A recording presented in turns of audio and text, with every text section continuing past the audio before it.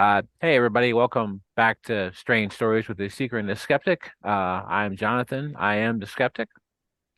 And I am Brittany. I am the seeker. For this episode, we're going to be speaking with Eric Brown, my literal oldest friend. We've known each other since we were about 15, and we're in our early 40s now. So it's a long-lasting friendship for sure.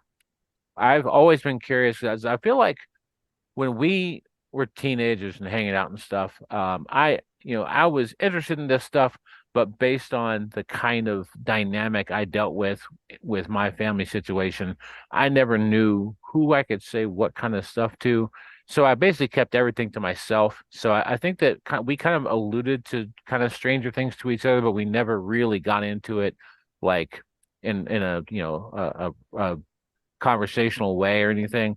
How how early for you did this kind of stuff, and by this kind I mean any kind of esoterica in general, become interesting or part of your life? Hmm. I think it's funny you put it that way. Um, it from my experience, I think a lot of this really affects us more before we have a frame of reference for it. Like we begin noticing things more at kids at the child level that we can't explain, and then as we grow up, we forget the things we don't research. And you just see odd bits of phenomena that just don't make sense. But as I got older and had a better frame of reference for things, I mean, I certainly believe there's plenty out there that's unexplained. I certainly believe in ghosts, spirits, entities, things of that nature. I even believe in extraterrestrial life. I mean, but there's plenty of directions that can go to. Um, it's again all a question of where you want to start. I would say for me, I started feeling energies at a young age and just got a very good ability to just tell if a place was creepy or not and could go off of vibes. But like, I never was able to do like aura reading where people can see the colors of auras and things like that. I just could get a general vibrational. Interesting. That's cool, man. So at what point did you decide you wanted to start going down like like your own maybe spiritual path, if that's even the right term for you? I'm not sure if it is or not. Yeah, I'm spiritual. I'm pagan. I just don't have the same like pantheon structure most pagans or practicing Wiccans use. Um, I kind of have a unified pantheon. I spoke to you about that before, and it just works a little differently for me. My all my belief structure filters in through the moon as like the source of my divinity, the focus of it, and it still works on all other pagan frame of references. So I started learning, I would say about between 11 to 13. I was seeking out things that were outside of my family's religion, things of that nature, and just started looking outside the local box. I didn't really start getting a foundation for it until about the time we met, and I didn't really start getting into it heavy until I was in my late teens and 20s. Gotcha. Was there any kind of like literature you came across that put you in a certain direction, or a certain person that kind of like helped you in that way, or was it just, you figured it out as you were able to based on did what you had? Well, certain books helped me more at certain periods of the development than others did. I definitely begin with, like most people do, with Scott Cunningham, Raymond Buckland, and just start learning the basics. And then as I started getting better grasp of the entire idea of everything involved, I started leaning more into different authors. I would say all in all, it just depends on how you approach it, which author you would turn to first. Like most people, I started with the general ones. Can you tell us a little bit more about what you mean by unified pantheon? For me, I still I believe that we basically all worship the same deity. When you're first learning magic, you're like trying to pull out energy from different deities and sources. Like you might be calling on Artemis for something, you might be calling on Athena, or you might be calling on Hecate, trying to pull energy for a certain use. And for me, it's not like I have to pull it from all those different sources, because I see each one of those sources as a facet of the same thing.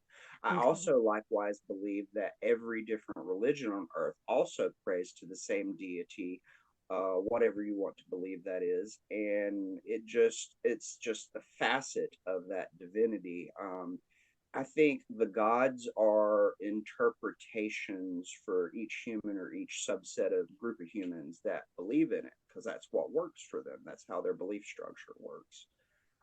For me, my closest point to divinity is Luna, the moon. So that's where it all fills in for me.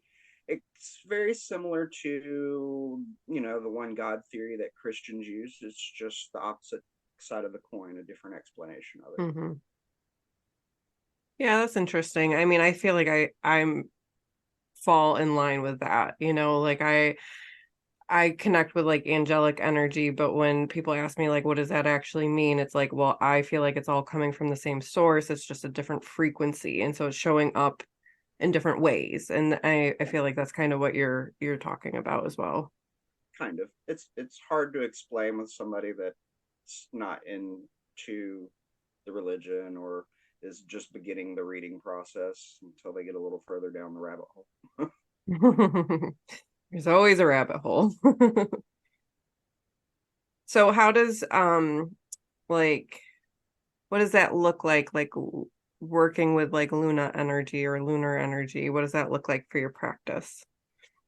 I mean, it's been so long for me, it doesn't look like anything particularly. It's now normal, it's way of life. Anytime I need to do something, it's just like I reach into that focus, and then from there it splits to the places it needs to go. So, like if I was trying to fuel a love spell or something, you light the pink candles, you say prayers to Aphrodite. Not in my case. I'm still making my prayer to the moon, and it just Mm-hmm. goes where it needs to go from there. Mm-hmm. So Uh, you're just channeling the energy and kind of yep. using that in spell work. Okay. Yeah. It just follows through on all points for me. It's not Mm-hmm. like I have to do anything separately. It also saves a bunch of time, to be frankly honest, too.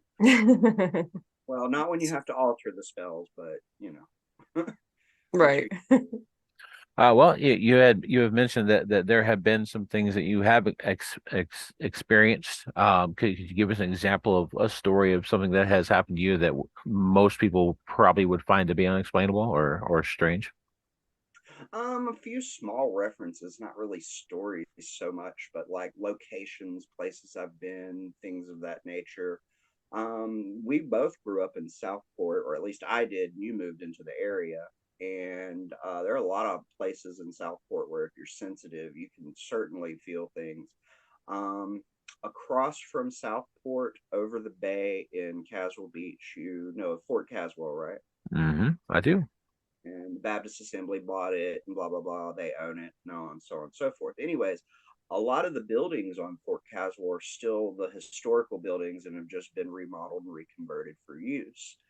The building, however, that used to house the hospital is not what you would say a public space over there. And if you ever go into that building, you immediately, even just walking up the steps, you get an energy change and feeling like you definitely know bad things have happened here, even without knowing the building's purpose. And as you start going into the basement, that feeling gets completely worse. The more sensitive you are, the worse it is. You'll probably have like shivers the whole time you're there. You'll have unexplained sounds, ticks, and things that aren't in the other buildings or anything like that. um, I mean, just noises that might would have a common explanation, but have no reason for being there. Like, for example, there's no electricity going to the building or water, so why are you hearing things like hums, machinery, scrapes, stuff like that? I mean, little ones you could account to like wildlife, rats, mice, but like we're talking about things that sound like chairs being drug across the floor. Gotcha. In a situation where you know you're the only person in the building, kind of deal. Yeah. Yeah. And that's been there for a long time, right? Like Oh yeah. definitely that was old when we were kids for sure. Yeah, and the cement forts, you kind of get a little bit of that too. There are some houses in downtown Southport that have similar haunted vibes and things going on. There's a couple houses on the waterfront, especially the one that's got the Widow's Watch, that kind of has a deep haunted vibe. There's some places on Bald Head that have that deep haunted vibe too. I worked in a bed and breakfast on the marina for a while that was supposedly haunted, and it just I would say it's beyond supposedly. It definitely was haunted. It was just not like an active haunting. It was more older, so not as much activity, just more feelings and things, not like things that would make go bump in the night, just vibes mostly. Mhm. So it's not like there's like a conscious energy. It's just more of like you can feel it. You can feel a different vibration, Yeah, I guess. like a permeated feeling just throughout Hmm. the whole place. Absolutely. But yeah, not an active haunting, not things where it's movement or noises or anything. Um, most of my experience with that is quite limited because if I felt like something didn't feel right, I wouldn't be there. Yeah. Time to Yeah, go. yep. I mean, I hate to play the white people card, but I'm out. I'm out. Yeah. Ain't gonna do it. Well, that is helpful that you're more sensitive to energy, because you can get yourself out of a situation before it becomes something. Yeah, it's a very good skill to have, no matter what career you go into. Hmm. Oddities in the area. Area also has like biological oddities. Like, say for example, most people don't know it. This area is one of the few places you can find Venus flytraps, and then of course we have a nuclear facility, and it just makes things go crazy around here. Can't kill the bugs quite the same. Wildlife evolves slightly differently. I don't know. It's odd. We should be a sci-fi TV show by now. Yeah, for sure. I definitely remember living less than a mile away from that plant when I was a teenager. I always felt kind of weird about it. You lived closer than I did. Yeah, for sure. Yeah, you could almost see it from there. That's I'm a little surprised that place doesn't glow in the dark by now. For us. Let's see. A couple 10-15 miles up the road, there is a place outside of Leland, and it has been documented, and I have seen the phenomenon once. Been a few times, but I've only seen it the once. Is called the Mako Light. Have you ever heard of that? I've No. heard of it, but I don't know the story.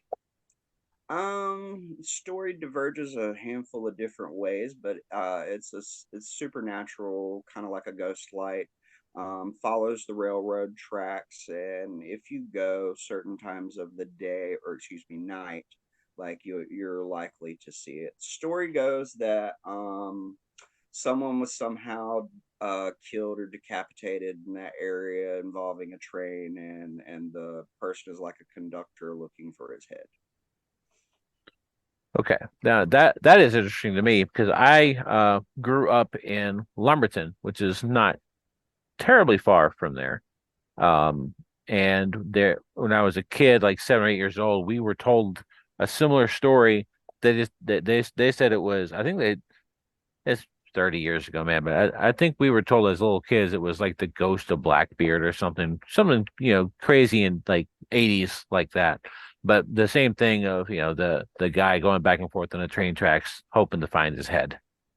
Yeah. It's maybe a variation of that. So that's kind of interesting because it's not too far down the road, really. Well, speaking of other weird things in the area where you were staying, all of Boiling Spring Lakes was an American Indian cemetery. Gotcha. That's definitely totally interesting. That I always felt like Bowling Spring Lakes was a little bit of a stranger little town, regardless. Just the people there always kind of had a different vibe to me. You know, Yeah, that's a nice way of putting it. I'll agree. I can't help but assume that that has just intensified over the past couple of decades. Lumberton area where you stayed also had a lot of Indian activity and a lot of supernatural activity as well. That was a massively haunted place. Actually, after a few months ago, after we came to see you when you got married, we realized we were going to be driving very close to Lumberton, so we stopped in. And I remember being a kid thinking about how it felt like a weird place, and I always kind of in my head, I kind of brushed it off. I was like, well, that's just having a memory.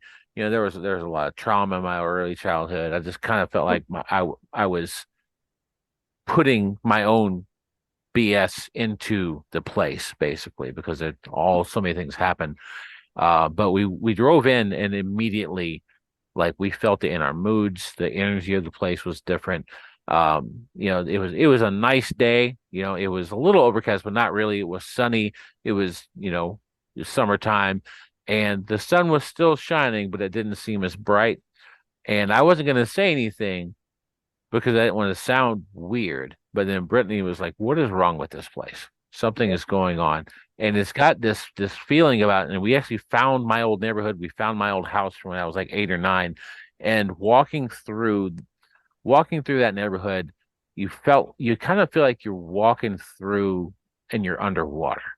Like you're walking at normal speed, but you feel like you're going in slow motion almost. Something just seems different.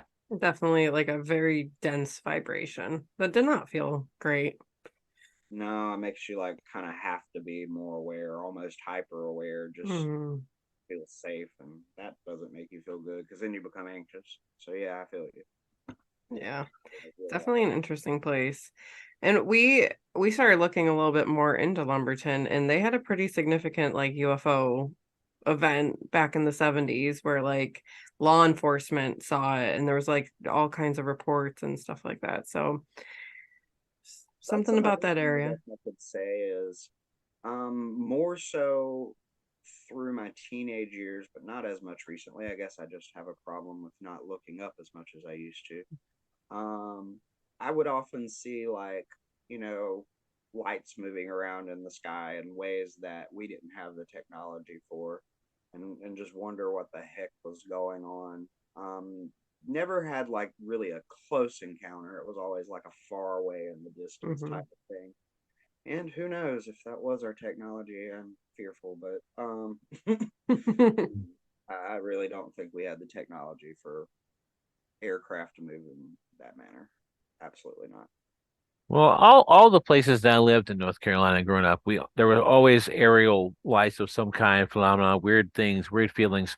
What's strange to me is, and I honestly kind of thought that I was incapable of really experiencing things anymore because being here in the mountains of Southwest Virginia, um, I haven't. It's been years since I really have had much in the way of any kind of experiences. There's been a couple one-offs here and there, and I've talked about it a couple of times throughout a couple episodes that are going to be coming out. But going back through Lumberton, I feel like it's not me. Maybe it's just where I live, just is not the hot spot that North Carolina tends to be. And I don't know if it's um, the fact that so much of North Carolina has a history of displaced Aboriginal cultures. Because the part of Virginia we live in Appalachia, there wasn't really much there. Like there was nobody there to oust, basically. Just the Scots Irish showed up and it reminded them of Scotland and they stayed. And so like the hardship for this area is more coal mine based. So it's within the last 200 years. The hardship in the Carolinas started with the slave trade and got weirder. And so I can't help but wonder if there's some kind of energetic connection to the Carolinas and Georgia and places like that that you just don't see in certain other places.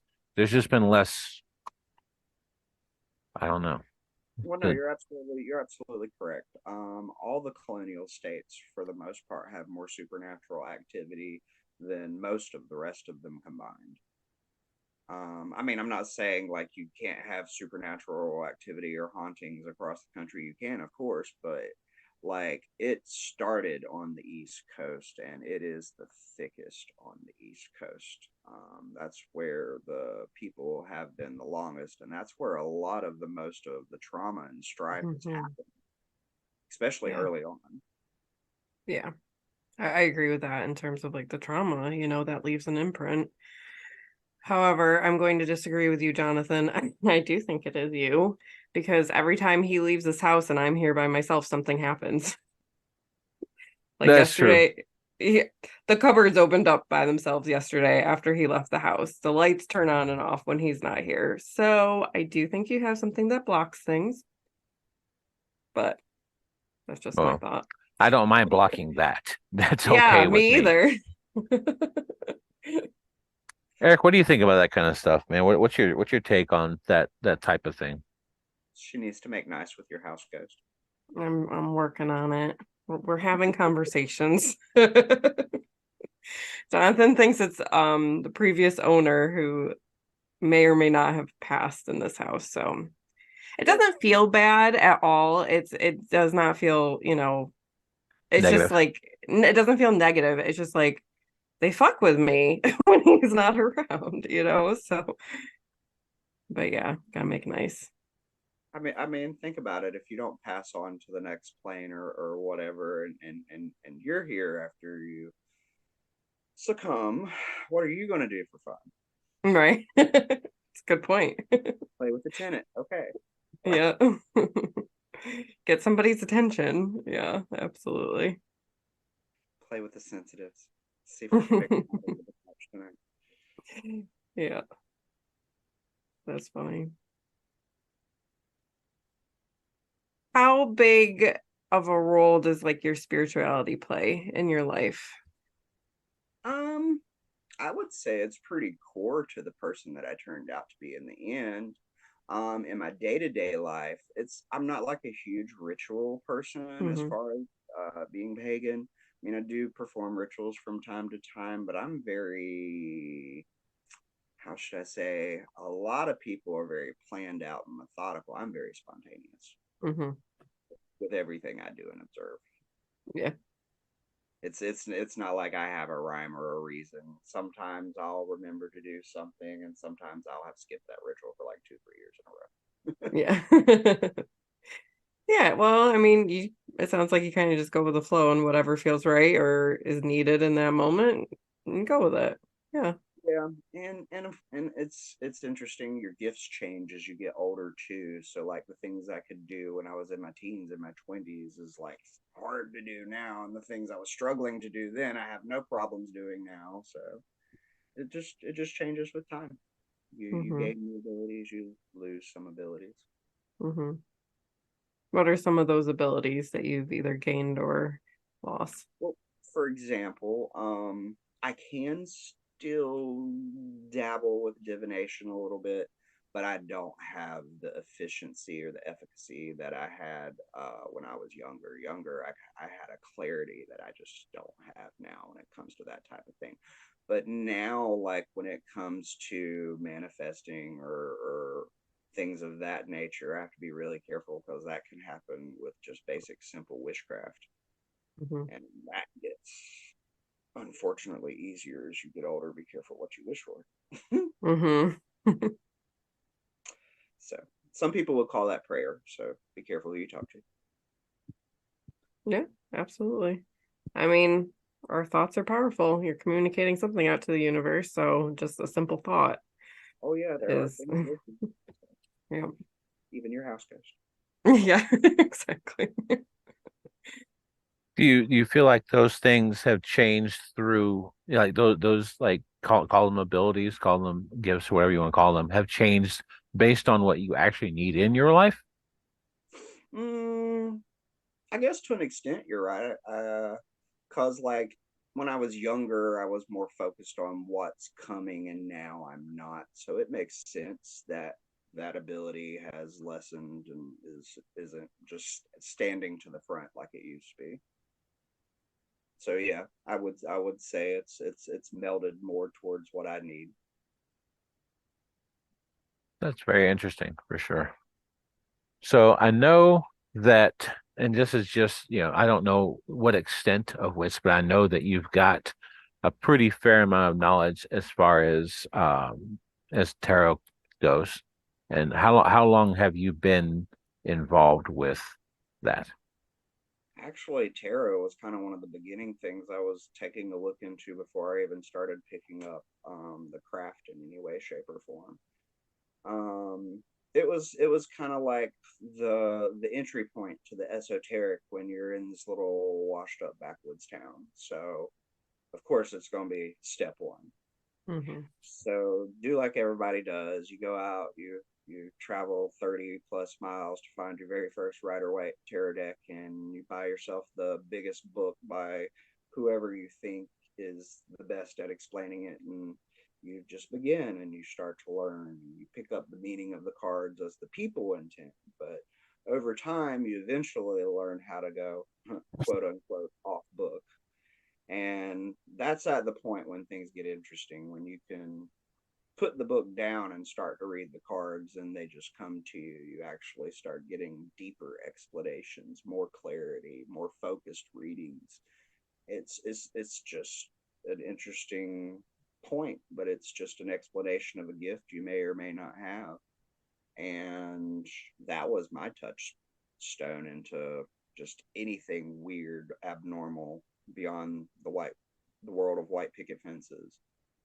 So that's a good place, I guess. Most people learn how to start and kind of get into astrology, then divination, and then from there it just opens the doors to a lot of other concepts and things people weren't thinking about before: spirituality, paganism, shamanism, all kinds of concepts. Mm-hmm. Yeah, I think you're right. I think that is a good starting place for a lot of people. I know that's where I started. We were just talking about it the other day of I just remembered, I'm like, my grandma's the one who bought me my first tarot deck when I was 11, and she was not into any of this stuff. She's like a devout Catholic, it's just funny. Like that's where it all started, was with a tarot deck that was a Christmas present. Yeah. Funnily enough, more often than not, most people's first deck is still to this day a Rider White deck. So Mm-hmm. Oh yeah, absolutely. Mine was. yeah, I think John asked me the other day. He was like, "We got an Aleister Crowley deck and it's beautiful," and I was like, "Well, that's awesome. I'm glad you got it. I wouldn't use it though, but it's just great for aesthetic reasons." What was your thought behind that? Like, why not use it? Well, especially if you're new to it, it's Mm-hmm. not going to give you the same vibrations that you learned on to begin with, for one. So you might misinterpret a reading. Number two, it's not, again, it's kind of like saying number one again, it's not the same. It's different. You're going to see things that may not be, because you're not looking at the cards the same. I would say it's something that more experienced card readers should use, but I don't know. Use what feels right for you. You eventually get the feeling for it. I mean, Rider White's just kind of like training wheels, and you go from there. Right. Yeah. Fair enough. Do you have a specific one that you like feel is the best like for you specifically? I've used primarily the Rider White deck most of my life. I also have a deck that is based on rose cards, but it's basically just the Rider White deck with rose embellishments all over it. So it's ultimately the same. Mm-hmm. It's just graphically slightly prettier, but that's makes me happy. I've used Egyptian Thoth decks. I've used other non-traditional variations of tarot decks, and I've even used playing cards. And I still keep coming back to Rider White if and when I want to do it. It's just I Mm-hmm. no longer really want to know the future. I don't think we deserve to. Okay. Say more about that. I don't know. As I get older, the more and more I feel I don't deserve to know the future, nor does really anybody else. And we should make the best decisions we have based on on the knowledge we have in front of us. Knowing the future can harm somebody's development and evolution. So I've definitely shied away from that as I've gotten older. Interesting. I mean, I always see tarot and oracle or any kind of divination as like it gives you the possibilities. And so like from there, I'm taking this information and not being like, oh my God, this is set in stone. This is what's going to happen, but more of how am I empowered to align with what I want to happen? Well, now I guess I'm just so much smarter. I can already see all of those possibilities anyway, just from analyzing a situation. Whereas I just couldn't in a younger state put all of those concepts and ideas into that kind of a frame of reference. So it was great, I guess, back in the day. Um, but now today I can kind of look at a given situation and get a good feel for what should happen and what probably will happen. Mm-hmm. And I just don't feel the need to go look at the possibilities anymore. Yeah. I mean, it's like you're more of, I don't need the tools to tell me. I already have the intuitive knowing, and Yeah, to see it. Yeah, that's understandable. it's definitely it's no longer a struggle for knowledge, a struggle for getting more knowledge. Now it's a struggle to sort the knowledge I have. Mm-hmm. But I forget things and remember things all the time that affects everything I think about. So what I change and think could differ day to day. Absolutely. We are not the same people day to day. Side note, kids, don't do drugs. Yeah, with you on that one, buddy. Do you remember? I don't know if you guys actually had a conversation about this, but about the cards that we had picked for Jonathan. I think it was last week sometime, and you wanted to talk to him about it. I want you to talk to him about it if you remember anything. Well, we've already just given a Cliff's Note version of if you're talking about the Aleister Crowley cards. Yeah. No, it was like the cards that we picked for him. It was like, It was a quick reading, basically. yeah. The picture of Oh, okay. I remember the reading a little better now. You had a lot of mostly good cards, but then in closer to the end of it, you also had the Tower. Mhm. And for me, the Tower always means obstacles, but like you had a lot of cups and you had a lot of coins in there, so you had some success and some good fortune in that reading. So it just depends on what you're trying to apply it to. But the Tower is generally obstacle, adversity in a nutshell. Yeah, it's to me yeah, there's definitely always an obstacle with it, but it's like the dismantling of something so that you can rebuild. That's how I always read the Tower. Yeah. It depends on what other cards are supporting it. Mm-hmm. Let's see. Queen of Wands, okay. I sent them the image, which we can also post the image when we post this as well. Yeah. All right. King of Swords looks like doing good after working on a problem. Cups, success. Pentacles, more success. Towers, obstacle. Something changing major. Just in a nutshell, I see success overall with whatever you're applying this read towards a question. But I do see some problems, and I see you facing adversity and coming out of it, at least in the beginning, anyways. Gotcha. Interesting. So the question that was asked was just, should I write? Should you write? Which we didn't need cards for, but Based on these cards, short answer, I'm going to say it's going to have a few frustrating moments, but the short answer is yes, you should write.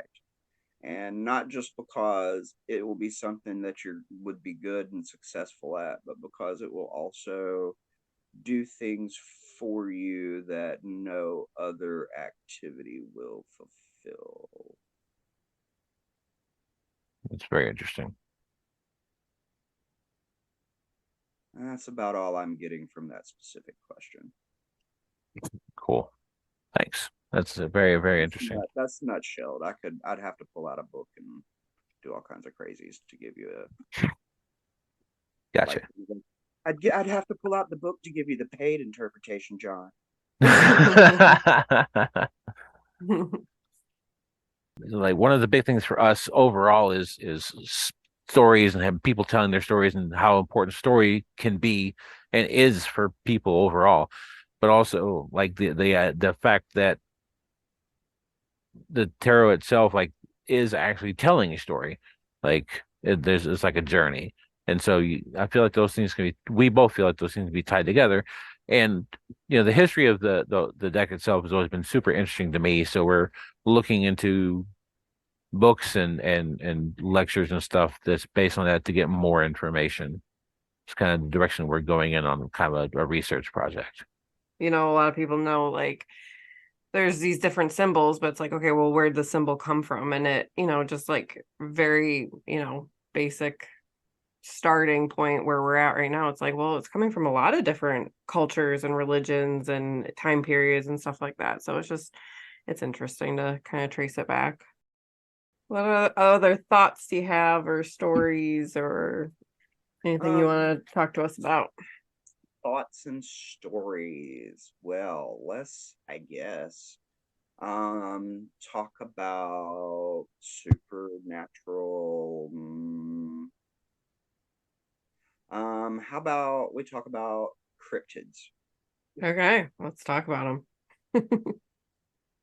A lot of areas everywhere around the country has like their own cryptid, and North Carolina, the Western North Carolina, has got kind of some Bigfoot Yeti-ish type things going on. Here in the eastern side, though, we have some things that are unexplained that could be jaguars in the night screaming, but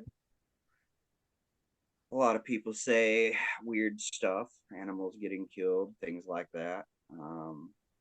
Now, in our situation locally, that could be debunked a little bit with the fact that we had a very badly run zoo in the center of the county that a few animals escaped from. But it Oh goes my. Oh, much wow. further than just the local area, though. I mean, it goes actually handfuls of counties out. Um, I can't think about anything specific, but I do like looking up cryptids. They're interesting. I've been looking recently at stories about Mothman and Jersey Devil. Something I've been reading up on a little more in the last year or two. Mm-hmm. What about you guys? Have you had any weird cryptic events or cryptid events? I have not. I mean, other than like weird lights in the sky, seeing that a little bit. Um, I mean, Jonathan, we think he may have a screen memory. Yeah, when I was 7, this is the first house I lived in Lumberton. The house is no longer there. And basically, there was a night where, my father, my parents only had one car. My father worked over like really late night shift managing a pizza delivery store, and he had the car because he was working, and my mom was going around the house um, very concerned something was wrong. Didn't really tell us why. We were little kids. I'm the oldest, and I was 7. I had 2 younger brothers at the time. Were I think 3 and 4, and once she looked around, she's like, "All right, get ready. We're leaving. We're going to go out of the house." And it was well after dark, and my dad had the car, so I was very curious as to where she thought we were going to go. And I was like, what's happening? She's like, just get ready and go. So we got on our, shoes and stuff and got as far as the front porch and looked into the yard, and suspended in the air, not flying. There was no flapping of wings. There was no sound. Just suspending in the air was the biggest owl you've ever seen, and bigger than that even. Like they don't make owls as big as this owl was. It's very light colored. It was looking right at us, there was no, again, no flapping of wings or anything. It just like was just like spread out, spread eagle. I hate puns, so no pun. But you know, but an owl. And there's times when I look back on that memory, and sometimes the eyes feel red to me, sometimes the eyes feel green to me. Like, and I think one of the reasons why I remember this is because I've told this memory to people in my family or other people multiple times, so it keeps the memory alive. But I blinked, and we were back in the living room, and we are all sitting on the couch in our living room, and my mom was there, and then I was on the couch, and then Rick, my middle brother, was there, and then Ed, my youngest brother, was there. So we kind of in order of age. And my mom looked at the clock in the living room and said, "Where did that hour go?" And I'm 7, so I don't have an answer for that. So I don't know. That was very strange, but almost as strange as all of that happening was the fact that my mom, and it seems kind of weird to harp on this, but my mom hated that couch. She could not stand it. She would never have deliberately sat on it to save her own life. She could not stand it. And the fact that I looked around and she was sitting there, to me, is more disturbing than the missing time, the owl that couldn't have been there, the defying of physics of not flapping, any of that. And I've never forgotten that. And there's times throughout my life that I've asked my mom about that, and she's remembered that and said, "Man, I wonder what that was. I wonder why that happened." And there's times when she's looked at me and been like, "John, I don't remember that at all. I don't know what you're talking about," and doesn't remember me asking her about it in previous years. It's just as if it had not happened, and if me asking about it had not happened. And that's one of the earlier memories I have of something strange happening. And it's there's a couple other things that have happened dealing with owls that don't make a whole lot of sense. And when I was a teenager, reading like Communion and reading John Keel's Mothman Prophecies, the idea of screen memories are through those books, and I couldn't have helped but wonder, did something else happen, and that's what my brain put there, and I don't know. Hmm. Yeah, if the memory was too terrible and your brain just auto washed it, so you remember something completely differently. That does happen to people, but so do supernatural events, so it could go either way. But sometimes those screen memories are theoretically, sometimes screen memories are to cover up a weirder supernatural event. There's a book called The Messengers by a guy named Mike Clellan, came out a couple years ago, who has spent his entire life having visitations, most of which turn out to be screen memories where what he remembers is an owl, but it's not really owls, it's other things. And he's done basically a lifetime of research on this. And a lot of the stuff he's talking about matches experiences that I've had. Hmm. Interesting. I'll have to say I haven't read that book.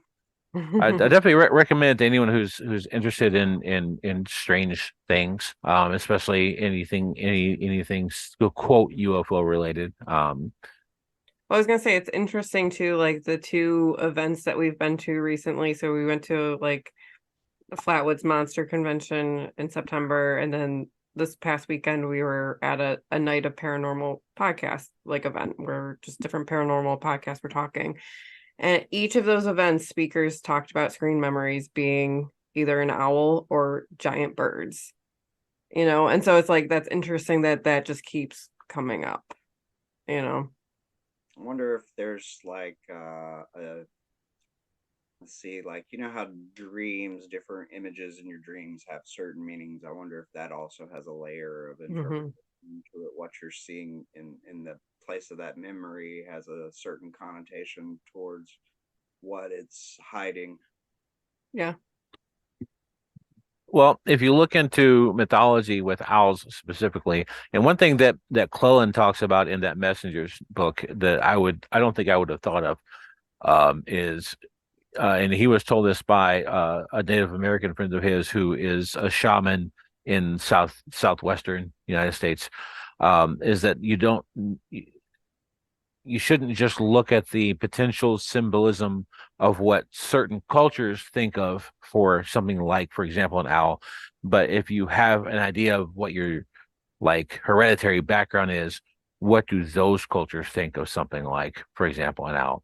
Like, and his example is the same as mine. I did ancestry.com a couple of years ago and found out that the majority of my DNA is either Sweden and Denmark, and also Scotland. Surprise, surprise. I might. Um, so that's where most of my genetics come from. And if you look in the both of those cultures, an owl mostly is a bringer of wisdom, mostly from to and from the underworld, but from other places as well. But mostly is a bringer of heavy wisdoms, like heavy truths. It's not necessarily a good thing or a bad thing. It's both and neither, but it's something that is a messenger. Really, that's why I think that's why I call this book "The Messengers." It's something that brings you truth and wisdom from somewhere else. I could see that. There's always been a certain mystical connotation with owls from other references. They fly forward in a lot of different mythologies and cultures. So, like, I mean, they're represented in Egyptian mythology, they're represented in cultures across the world. I mean, they're common across the world, but they mean slightly different things in each place. But they always have like this kind of hidden knowledge component that's Mm-hmm. common amongst all of the cultural references. Yep.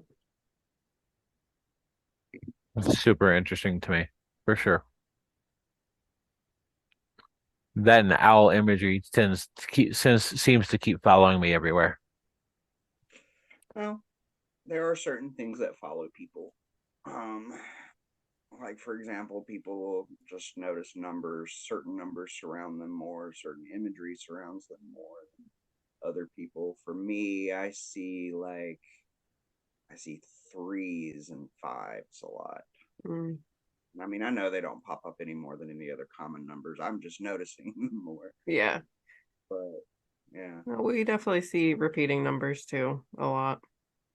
1111 a lot. Like one of us will see it at least once throughout the day. Yep, that's pretty common too. I've had Mm-hmm. conversations with people about that one. This has been very enjoyable, man, for sure. Um, I think that probably in the near future, I'm gonna, if it's okay, pick your brain a little bit more about tarot stuff as I have more questions, if you're cool with that. Not a problem.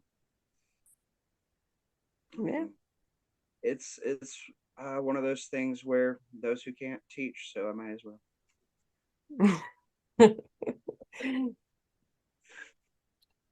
Well, the knowledge is still there, whether the channel is open or if you want Well, it to be open. Yeah. the channel's not on that one's not really as open as it used to be. I can it's like the difference between being stuck on your local news channel and watching CNN. Mm-hmm. So Do you well, I mean, it sounds like you're like, I'm not really looking into the future. So it's not like you're like seeking guidance like from the moon or anything either. You're just kind of like, now I will use the cards occasionally when I'm like asking for advice. That's about the only time I really use the cards mm-hmm, anymore. I'm not like really looking for the future. I'm just kind of trying to get a feeling. And mm-hmm, I'm not usually in the type of situations where I need to have that feeling anymore. Now I kind of always have that feeling. mm-hmm, So when I get confused or clueless, then I just need to sit down, put my cards out, and that kind of puts me in the right frame of reference to be able to digest something that I can't normally. mm-hmm. But Yep. yeah, usually just looking for advice now, not trying to chart how something's going to happen anymore. Yeah. But I feel even like then, that's hard to do. well, it's also so hard because like I don't know, It falls under the situation where it's always easier to see somebody else's problem, solution, and answer. But when you start looking into the realm of your own affairs, it just gets completely messy. Mm. Much harder to understand. I don't know why that is, but it seems to be the case for most people too. So, Well, it's harder to be objective with our own stuff. It's like we have our own, ego that gets involved, that can kind of block the actual answers from coming through. that's true as well. Well, okay. I do have a question for you. Just because I'm curious about where people where they land on things. So like you're interested in cryptids, you're looking more into this. Where do you think they're coming from? What are your theories? I think they're honestly coming from here. Yeah. Yeah, I mean, I think there are things that we'll always never have fully discovered. I mean, we are masters of land, but not all of land. There's pockets of earth we still have yet not gotten a complete map of. Who knows what's there? I mean, it's kind of like back in when we were still charting the planet in the middle of Africa. There be dragons there. I mean, yeah, there's a lot less that's unknown, but there's still places we don't know anything, and we're still finding new species of things every day. I Mm-hmm. mean, who's to say we won't actually find the mother chupacabra or so on and so forth, Mm-hmm. just through biological discovery. There are the one thing I think that is interesting in almost every single case of cryptids is they're always elusive. So the biggest part is paying attention. I myself haven't seen a Bigfoot, but I want to believe they're out there. I haven't seen a chupacabra, but I want to believe they're out there, and Mm-hmm. so on and so forth for a lot of the rest of them. It's interesting because these are just, in a lot of cases, can be folklore things, but in some cases, they can manifest in different ways other than stories. Like you can actually have people that have sightings, encounters, and all kinds of strange events and things that happen. And usually, most of them are unique. Mm-hmm. Although sometimes people, if they even had a strange encounter, wouldn't even know what they're looking at. And I guess that goes back to the screen memories. Right. Yeah. That's definitely a possibility. Do you think the same? Because I feel like there's a little bit of a difference between cryptids and aliens, I think. But do you think the same for aliens that they are from here, or do you feel like they're coming from elsewhere? I don't know. I think I don't know enough to make an educated decision Mm-hmm. about like there's a part of me who wants to believe that aliens are just time travelers and are kind of like Mm-hmm. maybe us but super evolved way down the road in the future. Or then there Mm-hmm. are days where I sit there and think that the whole principle of wasted space in the universe, there's somewhere out there has to be intelligent life that can also travel amongst the stars and whatnot. So I don't know. That also brings us back to the theory of why haven't we had extraterrestrial communication yet? Or have we, and it just been covered up? Right. I don't know. Mm-hmm. All those things are very interesting questions, though. Well, They definitely sure are are. a bunch of different ways you can look at that. Charles Fort, who was a guy at the turn of the last century, who collected weird stories.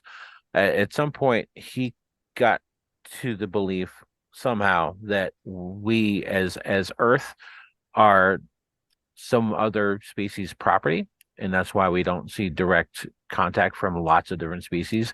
Is that whoever our planet is owned by extraterrestrially, um, people are afraid of, and so they don't come near us. Like we're owned in that way, which I don't think I've ever heard anyone else put it that way before. I haven't yet, and that's actually an interesting explanation. Mm-hmm. I just got finished yesterday reading a book called The Crypto Terrestrials by a guy named Mac Tonys. He actually passed away about 10 years ago, just before it was published for the first time. But you can get it on Amazon now. It's currently being distributed, and it's a little bit of a thought experiment. But the premise is, what if they do exist? They are physical. They are real, but they are a concurrently evolved race of beings that are from here. So we are sharing a planet with them, and they just don't have the genetic proliferation that we have. And so the things that they do are done in a way of trying to exist at the same time as us, without us really knowing that they're there. And it's a super interesting concept. Yeah, there's some sci-fi TV shows that are exploring the same concepts right now. Fair enough. Believe it. But that's a whole different conversation for a whole different. Yeah, it's interesting to think about, though. There's a lot of theories, a lot of questions to ask, but it's fun to play around with sometimes. Sometimes it freaks me out. No, this has been great, man. Thanks for Yeah. talking with us. Hopefully we get to do it again sometime soon. Absolutely. All right. You All take right. care, okay? See you, buddy. Have a great night. Bye. Thank you so much for being here. If you have a strange story you want to share with us, email us at seekerandskeptic@gmail.com. We look forward to talking to you soon.